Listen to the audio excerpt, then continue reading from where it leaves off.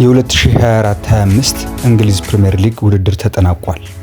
የ2024-25 የእንግሊዝ ፕሪሚየር ሊግ ውድድር ዛሬ በተደረጉ መርሃ ግብሮች ፍጻሜውን አግኝቷል። እሁድ በተደረጉ ጨዋታዎች ማንቸስተር ሲቲ፣ ቼልሲ፣ አርሰናል እና ማንቸስተር ዩናይትድ ሲያሸንፉ የፕሪሚየር ሊጉ አሸናፊ ሊቨርፑል ከክሪስታል ፓላስ ጋር አቻ ተለያይቷል። ውጤቱን ተከትሎም ሻምፒዮኑ ሊቨርፑል በ84 ነጥብ ሲያጠናቅቅ አርሰናል በ74 ነጥብ ሁለተኛ፣ ማንቸስተር ሲቲ በ71 ነጥብ ሶስተኛ እንዲሁም ቼልሲ በ69 ነጥብ አራተኛ ደረጃን በመያዝ አጠናቀዋል።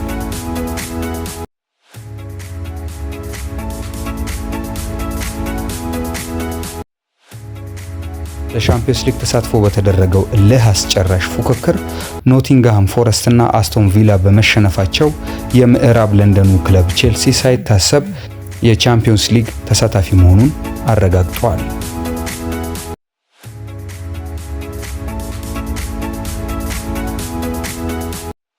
ከፉትቦል ማዕድ ይዘነው የቀረብነው የአሁን ጥንቅር ይህን ይመስላል። ከሌሎች ዝግጅቶች ጋር አብራችሁን ቆዩ። ሰላም።